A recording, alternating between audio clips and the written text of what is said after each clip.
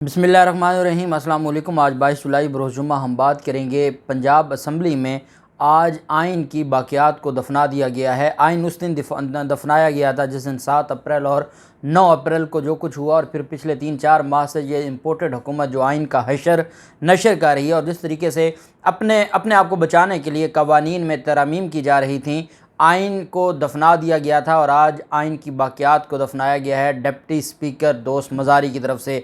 इंतहाई गैर कानूनी, गैर आइनी फ़ैसला है। और मैं ये समझता हूँ, आप जानते हैं कि जब आज पंजाब असम्बली का इजलास शुरू होना था 4 बजे, तकरीबन 3 घंटे के वक्फे के बाद इजलास शुरू हुआ, क्योंकि दोस्त मज़ारी इंतज़ार करते रहे कि उन 3 घंटों में अभी तक चौधरी शुजात की तरफ से कोई लेटर नहीं मिला था।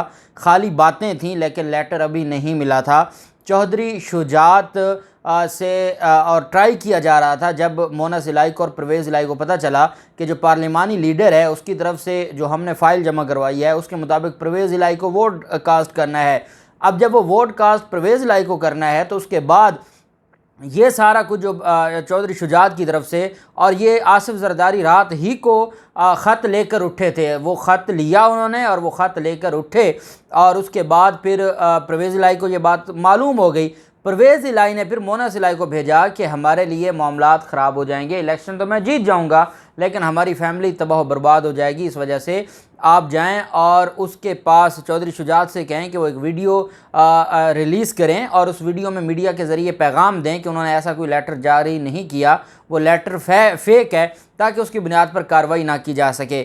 मोना सिलाई गए हैं, मोना सिलाई ने काफ़ी देर उनसे बात की है, लेकिन और डिप्टी स्पीकर दोस्त मज़ारी इंतज़ार करते रहे कि जब तक चौधरी शुजात की तरफ से ओके की रिपोर्ट नहीं आती। उन्होंने इजलास ही शुरू नहीं किया। सुप्रीम कोर्ट ने अपने फ़ैसले में लिखा कि 4 बजे इजलास शुरू होगा, और सुप्रीम कोर्ट के फ़ैसले को उठाकर फेंक दिया और इजलास सिरे से शुरू ही नहीं किया और इजलास की कार्रवाई शुरू नहीं की।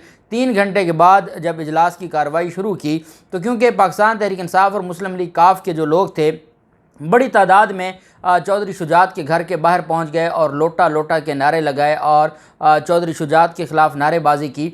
जब ये सारा कुछ हो रहा था तो वहाँ पर हमारा जो आइन है वो आहिस्ता आहिस्ता आइन की बाक़ियात को दफनाया जा रहा था। दोस्त मज़ारी ने जब शुरू किया तो उस वक्त जो इलेक्शन कमीशन ने लेक्यूनास छोड़े थे, एक तो जो शबीर गुज्जर का फ़ैसला था, शबीर गुज्जर ने, मैं ये समझता हूँ कि इलेक्शन कमीशन ने और हमारे निज़ाम ने मिलकर हर हाल में जितवाया है हमज़ा शहबाज को, जिसके पास अक्सरियत नहीं थी, और ये वाहिद वो इलेक्शन है जिसमें कैंडिडेट अपने हक़ में वोट ही नहीं डाल सकता।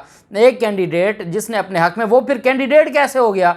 जो कैंडिडेट अपने हक़ में वोट नहीं डाल सकता तो उसका मतलब है जब वो वोट डाल नहीं सकता तो वो वोट ले कैसे सकता है? फिर आपने तो सारे का सारा निज़ाम ही उठाकर फेंक दिया है। अब मैं आपको 3 लोग कोट कर रहा हूँ, एतजाज़ हसन साहब, बैरिस्टर अली ज़फ़र साहब और अनवर मंसूर साहब, जो कि साबिक अनवर मंसूर खान साहब जो साबिक अटारनी जनरल साहब हैं। आईन पाकिस्तान ये कहता है कि पार्लिमानी लीडर के पास ये इख्तियार है, पार्लिमानी पार्टी के पास। पार्लिमानी पार्टी में वो 10 MPs थे, उनका जो हेड था साजिद, उसने डायरेक्शन जारी कर दी थी कि हमारा पार्लिमानी पार्टी का इजलास हुआ है और उसमें यह फैसला हुआ है कि हम परवेज़ इलाही को सपोर्ट करेंगे। वो फाइल का हिस्सा है और वो डिप्टी स्पीकर की टेबल पर पड़ा है। अच्छा, आइन कहता है, आर्टिकल 63 ये कहता है कि पार्लिमानी पार्टी ने फैसला करना है और अगर पार्लिमानी पार्टी डायरेक्शन देती है तो उसके पाबंद होंगे।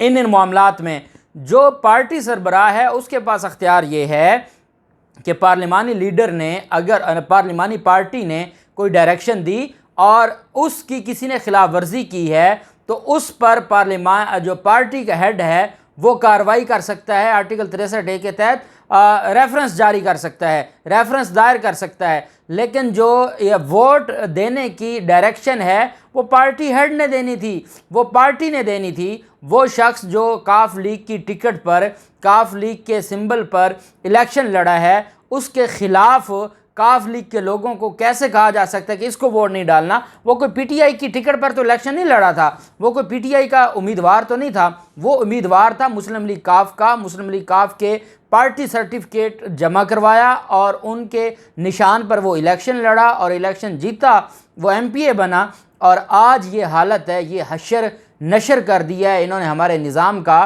कि वो जो लोग अपनी ही जमात के बंदे को वोट डाल रहे हैं उसके ख़िलाफ़ रूलिंग दिलवा दी डिप्टी स्पीकर से।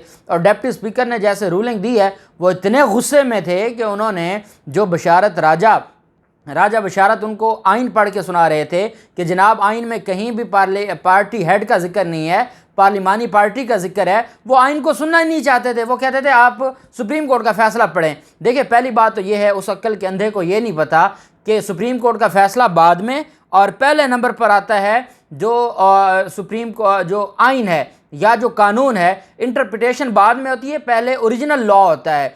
ओरिजिनल लॉ जो वाजे है, और सुप्रीम कोर्ट ने भी पार्लियामेंट्री लीडर की बात की है, पार्टी सरबराह की बात नहीं की। पार्टी सरबराह का किरदार आता है बाद में रेफरेंस दायर करने के हवाले से, कि अगर रेफरेंस पार्टी सरबराह ने नहीं भी दायर किया तो वो अगर मुनहरिफ हो गए, अपनी पार्लिमानी पार्टी के अगेंस्ट जाके उन्होंने वोट दिया, उनकी डायरेक्शंस के अगेंस्ट वोट दिया, फिर वो आर्टिकल 63A के तहत वो खिलाफ वर्जी होगी और वो कार्रवाई होगी। ये डिप्टी स्पीकर ने, और मैं बड़े अफसोस से ये कह रहा हूँ कि हमारे मुल्क का निज़ाम इनको पता था, और इन्होंने वो MPA जिसको कोविड था उसको लाया गया, इन्होंने आज़ाद उम्मीदवार को अपने साथ मिलाया, इन्होंने रात गए PP7 में रात के अंधेरे में तकरीबन 2-3 बजे इलेक्शन कमीशन ने PTI उम्मीदवार की गैर मौजूदगी में राजा सगीर को साथ बिठा के वोटिंग की, और सुबह सवेरे 5-6 बजे नोटिफिकेशन जारी किया। और उसमें जो इसका नोटिफिकेशन था शबीर गुज्जर का, उसको इन्होंने उसमें रखा, डिस्प्यूटेड में रखा कि अगर जो शबीर गुज्जर है इसका नोटिफिकेशन जारी कर देते हैं, लेकिन इसका नोटिफिकेशन जो इलेक्शन कमीशन के पास फैसला पड़ा है उसके मुताबिक होगा। ये इस हद तक इलेक्शन कमीशन चला गया, इस हद तक हमारा निज़ाम चला गया। फिर बिलावल जरदारी, ना इन लोगों के अंदर कोई शर्म है ना हया है। बिलावल जरदारी कहते हैं एक जरदारी सब पे भारी। शर्म आनी चाहिए कि सारी रात आप वोट ख़रीदने के लिए वहाँ भीख मांगते रहे, 6 घंटे आप वहाँ पर बैठे रहे, और आज आप कहते हैं एक जरदारी सब पर भारी। ये करप्शन भारी है, और ये भी सबको पता है कि ये जरदारी का काम नहीं था, ये काम कहीं और से था। ये पूरी कौम जानती है, और ये पूरी कौम इन चीज़ों को मद्देनज़र रखती है। देखें, इन्होंने आज आइनी और कानूनी तौर पर इलेक्शन जीता है परवेज़ इलाही ने, ये बात क्लियर हो गई, इसमें कोई दूसरी राय नहीं है। ये मैं नहीं कह रहा, एतजाज़ हसन साहब भी ये बात कह रहे हैं, अली ज़फ़र साहब भी ये बात कह रहे हैं, और अनवर मंसूर खान साहब भी यही बात कह रहे हैं। ये बात बड़ी वाज़ेह है कि जो परवेज़ इलाही इलेक्शन जीत गया। अब जो डिप्टी स्पीकर की रूलिंग है इस पर पाकिस्तान तहरीक इंसाफ ने कहा है, और आज अदालतें खुलनी चाहिए थीं। सुप्रीम कोर्ट ऑफ पाकिस्तान ने कहा था हम आंखें बंद नहीं करेंगे, हम आंखें खोल कर बैठेंगे। आज पूरी कौम देख रही है कि आज हमारी अदालतें खुलें और आज इंसाफ फराहम किया जाए। आज जो आइन का जनाजा निकाला गया है, आइन की बाक़ियात को दफनाया गया है, आज अदालतों की ज़िम्मेदारी बनती है कि वो अपना किरदार अदा करें। जैसे 9 अप्रैल को रात के 12 बजे तक अदालतें खुली रहीं, और फिर अदालतों ने कहा कि हमने अपने फ़ैसले पर पहरा दिया है। जनाब आप दें अपने फ़ैसले पर पहरा, लेकिन यहाँ भी आपका फ़ैसला था, यहाँ आपका फ़ैसला था आइन और कानून के मुताबिक इलेक्शन होगा। ये इलेक्शन गैर आइनी हुआ है। इस इलेक्शन में जो डिप्टी स्पीकर की रूलिंग है, जिसको आपने वाज़ेह डायरेक्शन दी थी कि आप आइन कानून के मुताबिक इलेक्शन करवाएंगे, उसने आइन का खिलवाड़ कर दिया है, वो काम किया है। जो ये वो रूलिंग है जो आज 4 घंटे पहले ही जिसके ऊपर अवाम उन्नास को पता चल गया था कि डिप्टी स्पीकर ये रूलिंग देने जा रहा है, ये इन्होंने वारदात डाली है, और अब इस वारदात के ज़रिए वो सारे के सारे मामलात को करने जा रहे हैं। कौम समझ चुकी है, कौम जान चुकी है, कौम इन सारी चीज़ों से बहुत आगे जा चुकी है। मैं एक बात आपको बताऊं कि इमरान खान को तो कौम ने जितवा दिया, और वो पूरी दुनिया जानती है कि इमरान खान जीत गए। अब यहाँ पर जो इन्होंने बदमाशी की है, ये नून लीग ने अपने लिए गड़ा खोदा है। ये और जलील होंगे, ये और इनके ऊपर इनका बेड़ा गर्क होगा इनकी सियासत का, और जो इनको लाए हैं वो अपने आप को मज़ीद गिराएंगे, क्योंकि कौम का शऊर जाग चुका है, कौम अपनी आंखें खोल चुकी है, और कौम इस सारे मामले पर अब मज़ीद इंतज़ार नहीं करने जा रही। इमरान खान थोड़ी देर बाद ख़िताब करेंगे और वो अपना अगला लाहे-अमल का ऐलान करेंगे। पाकिस्तान तहरीक इंसाफ दरख्वास्त लेकर जा रही है इस डिप्टी स्पीकर की रूलिंग को। रात को ही ये दरख्वास्त दायर की जाएगी लाहौर हाई कोर्ट में भी, और सुप्रीम कोर्ट ऑफ पाकिस्तान में भी ये दरख्वास्त दायर की जाएगी। रात को नहीं समाअत होती, कल दिन में हो जाएगी। ये 2 दिन का वज़ीर आला है, और जिस तरीके से इन्होंने छीना है, इनकी इज़्ज़त बच जाती। जो आवाम ने इनको बेइज्जत किया है, जो आवाम ने इनको वोट नहीं दिया, जो इन्होंने अपनी पूरी सरकारी मशीनरी का इस्तेमाल किया, इलेक्शन कमीशन का इस्तेमाल किया, हर इदारे का इस्तेमाल किया, और इन्होंने 17 जुलाई को इलेक्शन करवाया, पूरी कौम जानती है कि उस दिन धांधली हुई और किस तरीके से इन्होंने मुजफ्फरगढ़ की सीट ली, किस तरीके से इन्होंने PP40 जो PP7 की सीट ली, पूरी कौम जानती है। अब मामला सुप्रीम कोर्ट ऑफ पाकिस्तान जब जाएगा तो सुप्रीम कोर्ट के पास कोई और ऑप्शन नहीं है। सुप्रीम कोर्ट पाबंद है आइन की और आइन के मुताबिक वो फैसला देगी और ये बेइज्जत हो कि वहाँ से डिप्टी स्पीकर की रूलिंग नल एंड वाइड होगी और उसके बाद जो वोट हैं वो क्लियर हैं और अदालत डिक्लेयर कर देगी कि हमजा शहबाज वज़ीर आला है और परवेज़ इलाही वज़ीर आला है और हमजा शहबाज वज़ीर आला नहीं रहे।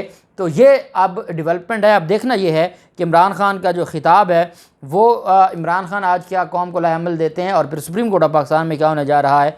जो भी तफसीलात होंगी आपके साथ शेयर करते रहेंगे। अल्लाह पाक पाकिस्तान का हमें नासिर हो। बहुत शुक्रिया। अल्लाह हाफिज़। पाकिस्तान जिंदाबाद।